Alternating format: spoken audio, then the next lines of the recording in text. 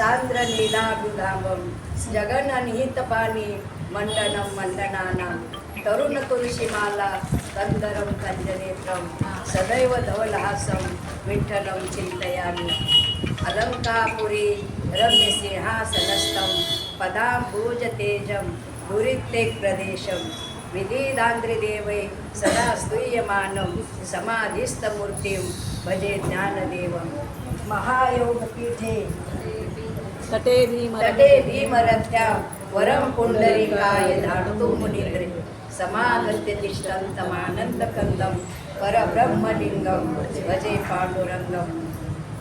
आता कसा हा उपकार फेडू हा देह होवाळू विदूर सोडू म्या एक भावे प्रणिपात केला विसरो कसा मी गुरुपादाला दयांचे केलिया स्मरण होय सकल विद्यांचे अधिकरण तेच वंदो श्री चरण श्री गुरूंचे ते नमस्कारुनी आता मन मना भवमत भक्तो त्याची माम नमस्कुरु मामे वैश्यसे त्वैव आत्मा नामद परायणः। प्रस्तुत प्राप्त प्रसंगे सेवेला घेतलेला श्लोक श्रीमद भगवद्गीतेतील 9व्या अध्यायातला 34वा म्हणजे शेवटचा श्लोक आहे। सेवेला प्रारंभ करण्यापूर्वी परिहार देणं हे एक वक्त्याचं आद्य कर्तव्य असतं। तेव्हा आपण या मंगल प्रसंगी एकत्र आपण आलेलो आहोत त्याचा औचित्य निमित्त म्हणजे आज आपण व्यास पौर्णिमा साजरी करण्याकरता आलो आहोत। व्यासपीठाची पूजा करण्याकरता आपण एकत्र आलो आहोत। तेव्हा व्यासपूजन म्हणजे काय, व्यास पौर्णिमा म्हणजे काय? व्यास पौर्णिमा म्हणजे गुरुपौर्णिमा आणि गुरुपौर्णिमेच्या दिवशी व्यासपीठाची ही पूजा करण्याचा अनादी कालापासून चालत आलेला आहे। तेव्हा गुरुपौर्णिमा साजरी करणं आणि जीवनामध्ये गुरुचा अनुग्रह घेणं हे प्रत्येक जीवाचं आद्य कर्तव्य असतं। गुरु सर्वात श्रेष्ठ असतात। गुरु ही व्यक्ती नाही आहे, गुरु ही वृत्ती आहे आणि आपल्याला कुठल्याही व्यक्तीची पूजा करायची नसते, आपल्याला त्याच्या ज्ञानाची पूजा करायची असते। आणि आपण ही व्यासाची पूजा करण्याकरता आपण आज एकत्र आलेलो आहोत। जे काही ज्ञान तुमच्या आमच्याकडे असेल ना ते फक्त व्यासाची कृपा आहे आणि त्यांचं उच्चिष्ट तुमच्या आमच्यापर्यंत आलेलं आहे। व्यास कोण होते याचं जर सांगायचं झालं तर व्यासाचे वडील पराशर ऋषी हजारो वर्षाची तपश्चर्या केलेली त्यांनी आणि एक वेळेस असेच ते तपश्चर्याला साधनेला चाललेले असताना मध्ये नदी आडवी होती, त्यांना नदी पार करायची होती। त्या नदीच्या काठेवर एक नाव घेऊन एक कोळ्याची मुलगी मत्स्यगंधा नावाची मुलगी नाव चालवायची, मासे पकडायची म्हणून तिचं नाव मत्स्यगंधा नाव होतं। त्या पराशर ऋषींनी तिला विनंती केली का मला नदी पार करून दे। त्यावेळेला तिने सांगितलं हो या म्हणे, बसा नावेमध्ये। नाव चालू केली, नाव मध्यात आली। मध्यात आल्याच्या नंतर भगवंताला जर काही लीला करायची असेल तर कुठल्याही वेळेला काहीही होऊ शकतं। एवढे हजारो वर्षाचे तपस्वी पराशर ऋषी आणि ते त्या मुलीला बोलले का तू माझ्याशी लग्न कर आणि माझ्या मुलाची आई बन। मी व्यासाचं सांगू राहिले जन्माची कथा, माझ्याशी लग्न कर। त्यावेळेला ती मुलगी म्हणली ऋषी महाराज तुम्ही एवढे महाज्ञानी आहेत, तपस्वी आहात, मी एका सामान्य कोळ्याची मुलगी आहे आणि माझ्याशी लग्न करून तुम्ही तुमच्या विद्वतेला तुमच्या तपश्चर्याला कालीमाला लावून ठेवू नका। ती ऐकत नाही। तेव्हा त्या पराशर ऋषी बोलले तू जर माझ्याशी लग्न केलं नाही तर मी तुला शाप देईन। नाविलाजाने तिने लग्न केलं। लग्न केल्याच्या नंतर तिला एक मुलगा झाला, तो मुलगा म्हणजे व्यास महर्षी। तो जन्माला आल्याबरोबर 7-8 वर्षाच्या मुलाच्या रूपात तो जन्माला आला। आता ज्या वेळेला भगवान श्रीकृष्ण जन्मले त्यांनी मोठं रूप घेतलं, त्यावेळेला देवकी मातेने सांगितलं मला या रूपात तुला पाहायचं नाही, मला बालरूपात पाहायचंय। पण या मत्स्यगंधेला खूप आनंद वाटला का ठीक आहे आता मोठं होऊन आलंय तर आपल्या पुढच्या काही गोष्टी जबाबदाऱ्या कमी होतील। आणि मग त्या मुलांनी व्यासांनी मत्स्यगंधाला हात जोडले आणि बोलला का मातोश्री आता मला तपसाधनेला जायचंय, मला परवानगी द्या। आणि मग ते व्यास ऋषी तपसाधनेला निघून गेले, इकडं पराशर ऋषी त्यांच्या तपसाधनेला निघून गेले. आणि मग मत्स्यगंधा तिच्या वडिलाकडे आली. आता आपल्याला ती कथा जास्त लांबवायची नाही. नंतर शंतनू बरोबर तिचा विवाह झाला, ते भाग वेगळा आहे. म्हणून जीवनामध्ये देवापेक्षा संत श्रेष्ठ आहेत, गुरु श्रेष्ठ आहेत. आणि गुरुचा अनुग्रह घेतल्याशिवाय कुणीही मरू नये असं मला म्हणायचे. मी नेहमी सांगत असते, मरणापूर्वी सावध व्हावे, आपले स्वहित साधून घ्यावे, जन्म घालू नये वाया, दिव्य म्हणावी ही काया. ही काया जेव्हा दिव्य होती ना, ती कधी होती? तुम्ही गुरुचा अनुग्रह घ्या, संताच्या संगतीत राहा, ग्रंथाच्या विचाराप्रमाणे, ग्रंथातल्या संस्काराप्रमाणे तुम्ही जीवन जगा. पवित्र तुळशीची माळ घाला. तुळशीचे तर मी अनेक वेळा तुम्हाला बरेच काही महत्त्व सांगितलेलं आहे. आणि संताची संगत तर एवढी महत्त्वाची ना, पण आपलं होतंय कसं? आपल्याला जे योग्य आहे ना ते करायचं हे होत नाही. आणि ह्या श्लोकामध्ये खाली माऊलीच्या ओव्या आहे, तू मनही मीची करी, माझ्या बहिणी प्रेम धरी, सर्वत्र नमस्कारी मजे एका. ते माऊली सांगतात, भगवान श्रीकृष्ण अर्जुनाला सांगतो, अर्जुना तू फक्त मला तुझं मन दे. तुझं मन दिलं ना मग काय होईल? एरवी तरी माझ्या भक्ता आणि संसाराची चिंता का, समर्थ शिकांता पोरांना मागे. ज्याप्रमाणे मुलगी लग्न करती, राजाशी करू नाही तर भिकाऱ्याशी करू, तिने एकदा त्याच्या नावाचं मंगळसूत्र गळ्यात घातलं का सगळी जबाबदारी ते नवऱ्यावर असती. तशी आपण भगवंताबरोबर लग्न लावलं, त्याचं मंगळसूत्र आपण आपल्या गळ्यात घातलं तर आपली सगळी जबाबदारी त्याची. हाती आला घाव डावून माझा माय बाप देव, मग आपल्याला कशीच चिंता राहत नाही. आणि होतं कसं? संताची संगत एवढी श्रेष्ठ आहे, ते संतच आपल्याला ओळखायला आले नाहीत. आणि आता जर संतच आपल्याला ओळखून नाही आले तर आपण देवापर्यंत कसं काय पोहोचणार इथं? काही लोकांना जर म्हटलं का नाही, माळ का घालत नाहीत, माझ्या मनची माळ आहे. मनची माळ कशी काय सक्सेस होऊ शकल तुमची? मनची माळ कामाची नाही. तुम्ही अनुग्रह का घेत नाहीत? आमच्याकडे ज्ञान भरपूर आहे. ज्याच्याकडे ज्ञान भरपूर आहे तो कधीच म्हणत नाही माझ्याकडे ज्ञान भरपूर आहे म्हणून.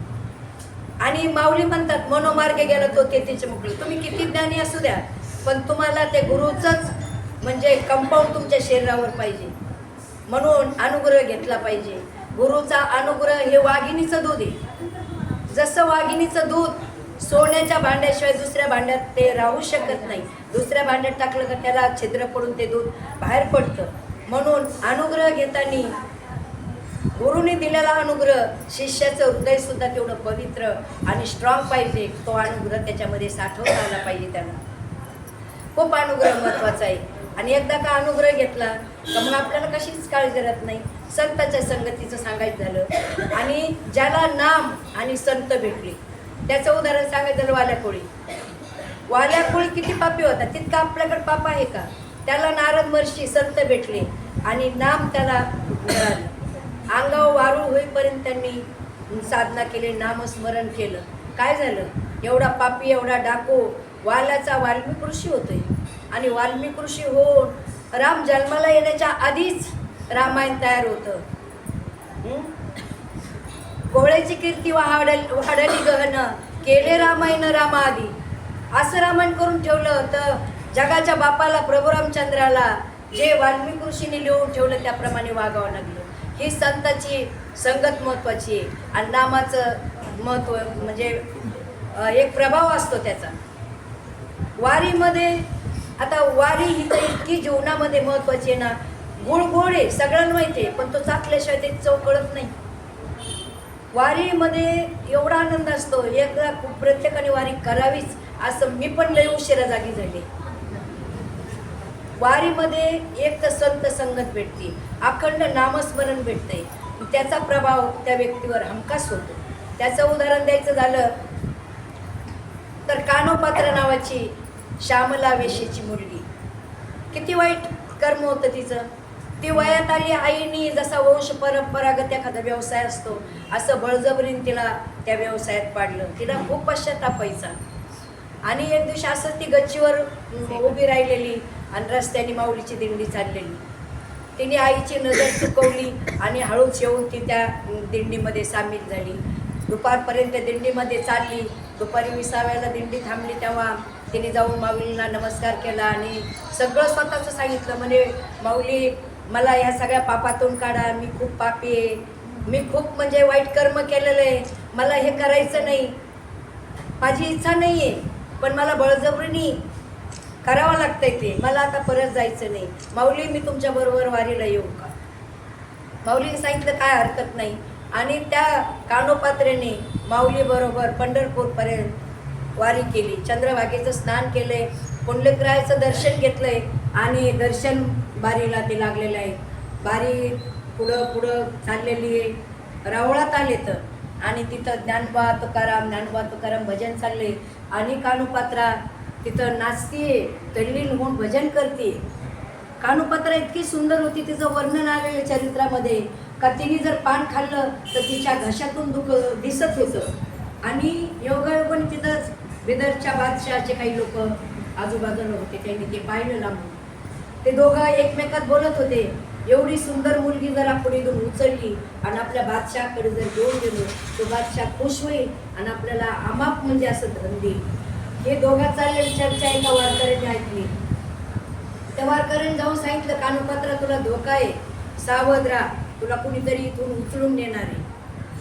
असं म्हटल्याबरोबर ती पळत गेली आणि पांडुरंगाच्या चरणाला मिठी मारली आणि रडायला लागली, भगवंता एक वेळा करी या दुःखा वेगळे, दुरिताचे जाळे उगवणे. मी खूप पापी आहे, माझं खूप कर्म वाईट झालेलं आहे, पण आता मला माघारी जायचं नाही. भगवंत तूच काहीतरी कर. आता कोठे धावे म्हण, तुमचे चरण देखल्या, भाग गेला सीन गेला, अवघा झाला आनंद. तुझ्या पायापाशी आलेली मी, मला आता खूप आनंद झालाय, तू मला आता इथून परत पाठवू नको. एवढी ती अर्थ हाक तिने भगवंताला मारली आणि खरोखर भगवंतानी पण ती हाक ऐकली आणि तिची प्राणज्योत भगवंताने आपल्या ज्योतीत विलीन केली. आता इकडं ते दोन लोक वाट पाहत होते, ही दर्शन करून बाजूला झाली का आपण उचलायची पळून जायचं. ती तिला पाय सोडतच नाही, बाजूला होत नाही, म्हणून ते दोघं पुढे आले आणि तिला पकडले. आता उचलून जायचं तेवढ्यात तिने मान टाकली. आता मान टाकल्याच्या नंतर लगेच चौकट चर्चा झाली का कोण पांडुरंगाचं दर्शन घेता घेता मेली. पाहता पाहता सगळ्यांना समजलं का ही कानोपात्रा नावाची वेश्या आहे. लगेच बडवे गोळा झाले आणि बोलायला लागले, अरे ही एवढी चांडाळ आहे, एवढी पापी, हिने आपल्या देवाला पाठवलंय, हिला उचला, कुठेतरी नाल्यात फेकून द्या, चंद्रभागेत फेकून द्या. आणि अशी चर्चा चाललेली असताना अनंत शास्त्री म्हणून एक महान पंडित तिथं पुजारी होते, ते पुढे आले आणि ते बोलले, तुम्ही कोण ठरवणार आहे हिला चंद्रभागेत फेकून देणारे आणि नाल्यात फेकून देणारे? ज्या व्यक्तीने पांडुरंगाच्या चरणावर प्राण सोडले ती व्यक्ती सामान्य असू शकत नाही. पश्चाताप केला आणि तुका म्हणे देव झाला. तिने कर्म जरी वाईट केलं तरी तिला पश्चाताप झाला होता, म्हणून भगवंतानी तिला आपल्यामध्ये विलीन करून घेतलं. आणि मग अनंत शास्त्रींनी सगळ्यांना विरोध केला, तुम्ही सगळे बाजूला म्हणे, कुणी काही बोलायचं नाही. प्रत्यक्ष जर सत्यच असेल काही तर पांडुरंग परमात्मा आपल्याला सकाळपर्यंत नक्कीच मार्ग दाखवेल का हिचं काय करायचं म्हणून.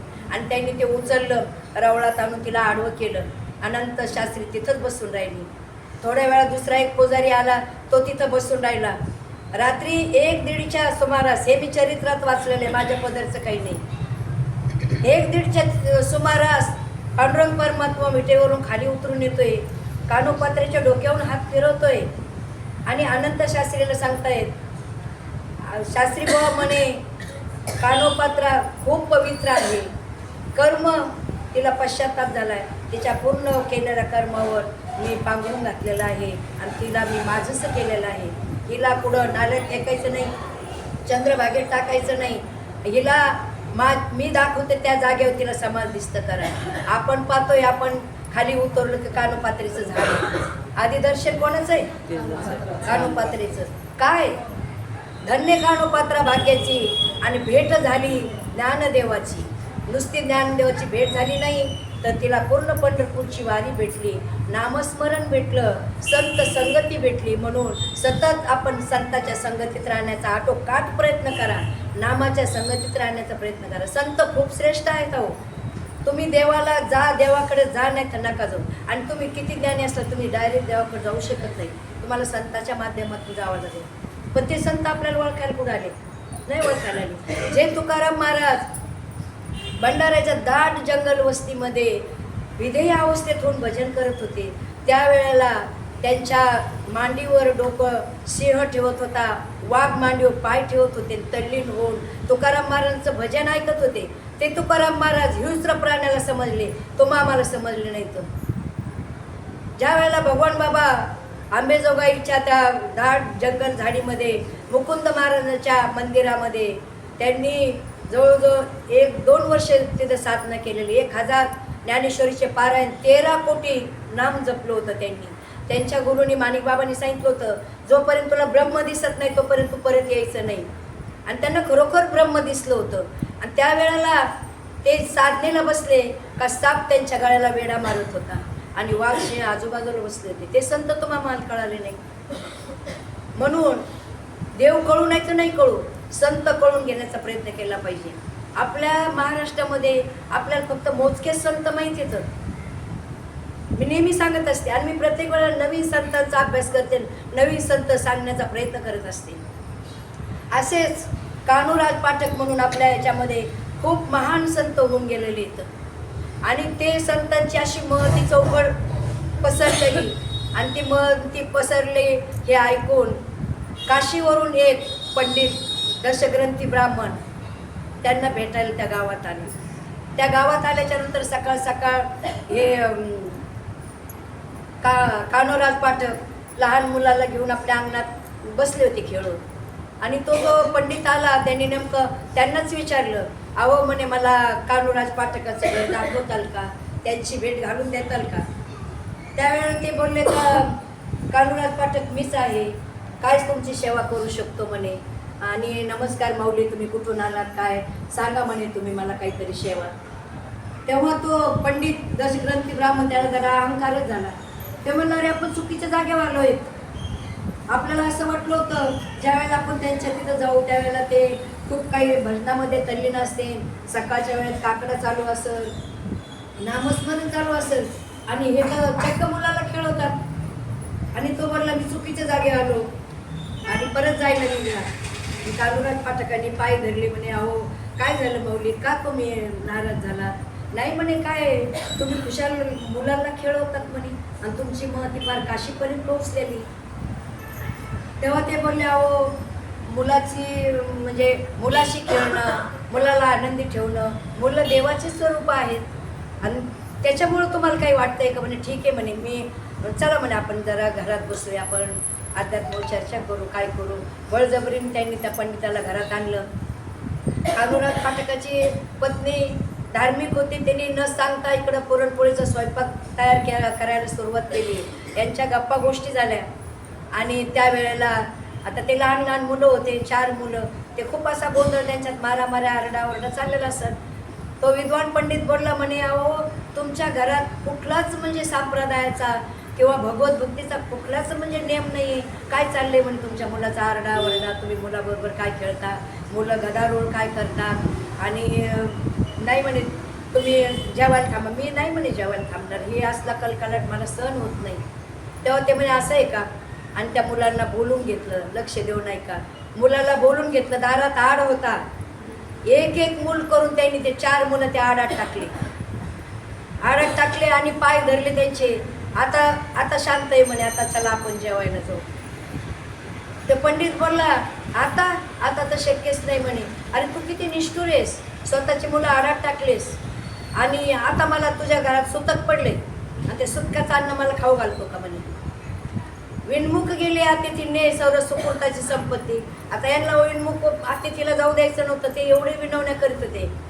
आणि मग ते म्हटले, अहो मी मुलं आडात टाकले नाही, तर त्यांना मारलं नाही, मला सुतक नाही पडलेलं म्हणे, मी त्यांना झोपी घातलंय, झोपी लावलंय मी त्यांना. आणि तेवढ्या करता जर तुम्ही अन्न ग्रहण करत नसता माझ्या घरी तर मी आता त्यांना बाहेर बोलवतो, झोपेतून उठवतो म्हणे आणि आवाज दिला, बाळांनो या बाहेर, अतिथी विनमुख जायला लागलेला आहे तुमच्यामुळं, बाहेर या म्हणे. आणि मग बाहेर या म्हटल्याबरोबर ते मुलं एकामागं एक बाहेर आली. आणि नंतर त्या दशग्रंथी ब्राह्मणांनी आणि कान्होराज पाठकांनी जेवण केलं दोघांनी बरोबर. आणि जेवण झाल्याबरोबर तो दशग्रंथी ब्राह्मण कोण होता, चतुर्भुज रूपामध्ये भगवंत प्रगट झाला आणि त्या भगवंतांनी कान्होराज पाठकांना भेट दिली, दर्शन दिलं. असे महान संत आपल्या महाराष्ट्रात होऊन गेलेले आहेत. संतांची संगत खूप महत्त्वाची, खूप महत्त्वाची.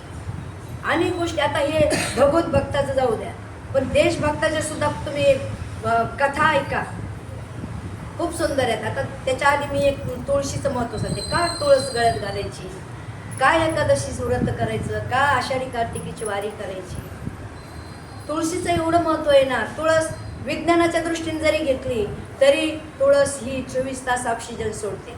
आणि ज्या वेळेला आपल्या गळ्यात ती तुळशीची माळ असते, आपण ज्या वेळेला आंघोळ करतो त्या तुळशीच्या मण्यावरून आणि पाणी ओघळून आपल्या अंगावर येते. विज्ञानाच्या दृष्टीने तो फायदा होतोय, अध्यात्माच्या दृष्टीने तर खूपच फायदा आहे. असाच एक ब्राह्मण होता. तो ब्राह्मण एवढा भ्रष्ट होता, पापी होता. ब्राह्मण असून तो दारू पीत होता, मौसार करत होता. एवढंच नाही, तो वेश्यागमन करत होता. आणि असाच तो एक दिवशी भिक्षेला किंवा काही कामानिमित्ताने बाहेर गावाला चाललेला आणि रात्र झाली म्हणून एका ठिकाणी थांबला. त्या ठिकाणी चातुर्मास करण्याकरता काही भाविक भक्त तिथं उतरलेले होते. आता ह्याला सुरुवातीचे 2-4 दिवस तरी काहीतरी वेगळंच वाटत होतं, पण तिथून जावं पण वाटत नव्हतं आणि काय करते हे त्यांना आवडत पण नव्हतं. 2-4 दिवसाच्या नंतर याला समजायला लागलं का काहीतरी तुळशीविषयी माहिती देते, भजन आहे, कीर्तन आहे, प्रवचन आहे, नामस्मरण आहे, त्याला जाऊ द्या, म्हणजे काही कवायना, म्हणजे टिंगल करून कवत नाही, पण ऐकलं त्यांनी. असं ऐकलं 4-8 दिवस झाले आणि एक दिवशी रात्री सगळे झोपलेले असताना त्या माणसाला योगायोगाने सापाने दंश केला. सापाने दंश केला. सकाळी उठल्याच्या नंतर पाहतात तो माणूस, त्याच्या तोंडाला फेस आलेला, गतप्राण झालेला. कोणी पाणी शिपडते, काय करते. मग सांगितलं कोणीतरी की बाबा आता हा गेलेला आहे, पण कशाने गेलाय काय, नंतर समजलं त्याला सर्पदंश झालाय. आता यम आले तिथं त्याला न्यायला, विष्णुदूत आले तर, पण यमाची ताकद तिथं जास्त पॉवर झाली. तो यमदूत त्याला घेऊन गेल्याच्या नंतर ते स्वर्गात एक वकील असतो चित्रगुप्तापर्यंत गेले ते. आणि तिथं गेल्याच्या नंतर चित्रगुप्ताने सांगितलं ते यमाला हे गिऱ्हाईक विष्णूचं, हे तुमचं नाही. ते म्हणे नाही, म्हणे हा खूप पापी आहे आणि खूप आयुष्यामध्ये पाप केलेलं आहे. तेव्हा मग ते चित्रगुप्ताने सांगितलं त्यांनी पाप कधी केलं, काय केलं ते वेगळं आहे, पण त्यांनी 8 दिवसापासून तुळशी महात्म्य ऐकलंय, भजन ऐकलंय, चातुर्मासातले जे जे काय नियम होते ते डोळ्याने पाहिले, ते ऐकले, तर त्याला तुम्ही घेऊन जाऊ शकत नाही. तिथून सुद्धा यमानी त्या आत्म्याला उचललं आणि कुंभी पाप म्हणून एक नरक असतो, म्हणजे त्याच्यामध्ये असा लाव्हारस उकळत असतो आणि त्या लाव्हारसामध्ये याला टाकायचं का तो लाव्हारस जसं का बावन कशी चंदन असतं ना, ते किती उकळलेल्या कढईमध्ये टाकलं, एक थेंब टाकला का ते तेल एकदम थंड होतं. तसं याला त्या कढईमध्ये टाकल्याबरोबर तो लाव्हारस उकळत होता, तो थंड झाला. मग त्यावेळेला ह्या यमदूताला प्रश्न पडला, आतापर्यंत असं कधीच झालं नाही, आता का असं झालं. आणि तेवढ्यात नारद महर्षी तिथे येऊन उतरले. आणि त्यांना विचारलं त्या यमदूतानी का हा आमचा रोजचा व्यवसाय आहे, हा लाव्हारस कधी शांत होत नाही, हा का शांत झाला. तेव्हा नारद महर्षीने सांगितलं का त्याचं जे आधीचं जे पाप होतं ना, ते पाप त्याला इथपर्यंत घेऊन आले, ह्या लाव्हारसापर्यंत. पण लाव्हारस थंड करण्याची ताकद त्या कथेने, तुळशी महात्म्याने, तुळशी पूजनाने दिली. म्हणून आता इथून पुढचा प्रवास त्याचा विष्णू लोकात आहे, यम लोकात नाही. हे तुळशीचं महत्त्व आहे. आता अध्यात्मातलं झालं समजा इथपर्यंत. तुम्ही देशभक्ताचं पहा. ज्या वेळेला भगतसिंग, कसं असते, निष्ठा महत्त्वाची असते जीवनामध्ये. मग तुम्ही निष्ठा ठेवून संसार करा, परमार्थ करा, गुरुवर श्रद्धा ठेवा किंवा मैत्रिणीवर श्रद्धा ठेवा. श्रद्धा सगळ्यात महत्त्वाची. कोणाला तुम्ही पकडू नका, पकडलं तर सोडू नका, सगळ्यात महत्त्वाचे. हां, समोरच्यामध्ये दोष जरी असले, दोष पचवायची तुमच्यामध्ये ताकद असेल तरच तुम्ही म्हणजे ह्याच्यात समूहामध्ये जा. तसं भगतसिंगाला लग्नाची मागणी आली आणि त्यावेळेला त्यांनी विचार केला, अरे म्हणे एका बाईचे आयुष्यभर सेवा करण्यापेक्षा एका आईची जर सेवा केली तर आपण काही कीर्तिरूपात तरी शिल्लक राहू. त्यांनी घर सोडलं आणि देशाकरता ते तयार झाले. पुढं चालून त्या भगतसिंगाला फाशीची शिक्षा ठोठावण्यात आली इंग्रज सरकारने, ब्रिटिश सरकारकडून. काहीच वाटलं नाही त्याला. आणि मग त्याला उद्या परवा फाशीवर द्यायचे. त्याला विचारलं का तुझी इच्छा काय? तेव्हा ते म्हटलं मला माझ्या आईला भेटायचे. आईला भेटायला बोलवलं. आई पण काय तुमच्या आमच्यासारखी नव्हती. आपण तर नुसतं ऐकलं तरी आपण म्हणजे गाव गाजवलं असतं. ती आई हसत हसत आली, भगतसिंगाच्या समोर उभा राहिली आणि बोलली, बाळा हसत हसत फासावं जा, तरच तुझा म्हणजे तू तुझ्या देहाची आहुती दिल्याचा फायदा होईल, भारत मातेला आनंद होईल का माझ्याकरता हा हसत फासावर गेला. तू रडलास गागलास काही उपयोग नाही. आणि तू जर असा दुःखी कष्टी राहिलास तर मी समजेल का माझ्या पोटी असला का तू जन्माला घातलास म्हणून. आणि तसं बोलल्याच्या नंतर ती परत जायला निघली. त्या भगतसिंगाला एवढा आनंद वाटला, भगवंता मला कोणत्या आईच्या पोटी जन्म घातलास आणि पुढचा जर मला जन्म असेल तर मला याच आईच्या पोटी जन्माला घाल आणि मला एकट्याला घालू नको, तर अजून मला 4-5 भाऊ असावा आणि आम्ही पुढच्याही जन्मात भारत मातेकरता आमच्या प्राणाची आहुती देऊ. असं म्हणून त्याचं हृदय भरून आलं आणि डोळ्यात आनंदाचे अश्रू आले. तिने जरा थोडं पुढे गेल्याच्या नंतर पुन्हा मागं वळून पाहिलं. भगतसिंग रडतोय. अशी ती क्रोधित झाली आणि जवळ एक दगड होता. तिने तो दगड उचलला आणि भ्याड आहेस म्हणे, देशद्रोही आहेस, असा दगड तिने जोरात भगतसिंगाच्या बाजूने फेकला. तुला फासावं जायचं दुःख होत आहे का म्हणे. आणि तिने तो दगड तिकडं फिरकावला. तेवढ्यात ते जेलर धावत आले तिला पकडण्याकरता. ती जोरात ओरडली, थांबा म्हणे तिथंच, मी एक पतिव्रता आहे, एका देशभक्ताची आई आहे, माझ्या अंगाला हात लावतात तर तुम्ही जळून भस्म होता, तिथंच थांबा. आणि तो जेलर तिथंच थांबला. पुन्हा ती आई भगतसिंगाकडे गेले. तेव्हा भगतसिंगाने सांगितलं, आई मला फासावर जाण्याचं दुःख नाही, माझे हे अश्रू येत नाही, हे आनंदाचे अश्रू येतं. मला असं वाटलं का पुढचा जर जन्म असेल तर मला याच आईच्या पोटी जन्माला घाल आणि नुसतं मलाच नको घालू, तर मला अजून 4-5 भाऊ असावे का जेणेकरून ते देश सेवेकरता उपयोगी पडते. याच्याकरता माझ्या डोळ्यात अश्रू आले. मग कशी निष्ठा होती सांगा तुम्ही. भगतसिंगाची निष्ठा पहा, त्याच्यापेक्षा आईची निष्ठा पहा. जी आई देशाकरता आपल्या मुलाला बहाल करते ती आई काय तुमच्या आमच्यासारखी आहे का? असा एकनिष्ठ भाव पाहिजे. पत्नी भाव सांगायचा झाला, आपल्या विदा सावरकरांना ज्या वेळेला फाशीची आपलं काय म्हणतात त्याला जन्मठेप झाली, जन्मठेप सुनावला गेली. सावरकर जेलमध्ये, एकुलता एक मुलगा जगाचा निरोप घेऊन गेलेला, 25-26 वर्षाची पत्नी, तिला कुठलाच आधार नाही. सांगा आपली अवस्था काय झाली असती. ती ठामपणे पतीच्या मागे उभी होती. एक दिवशी ती भेटायला गेली. सावरकर पलीकडून आहे जाळीच्या, ही इकडनं आहे. आणि त्यावेळेला सावरकर बोलतात, माई माफ कर मला, मी जगातल्या नवऱ्यासारखं तुला सुख देऊ शकलो नाही, मला माफ कर. पण 4 काड्या गोळा करून तर पशुपक्षी सुद्धा घरटे बांधतात, संसार करतात. मला तो संसार करायचा नव्हता, मला देशाकरता काहीतरी करून दाखवायचं होतं. आज मी जर काहीतरी केलं तर मागच्या पिढीतले कमीत कमी 4-2 तरी तयार होते देशाकरता लढणारे. आणि या जन्मात तर मला वाटत नाही म्हणे आपल्या आता पुन्हा भेट होईल म्हणून. आणि जर झालं पुढचा जन्म मिळालाच आणि तू पण असं म्हणजे मला 7 जन्म हा नवरा भेटू दे, ही प्लीज म्हणे तू मागणी भगवंताकडे करू नको.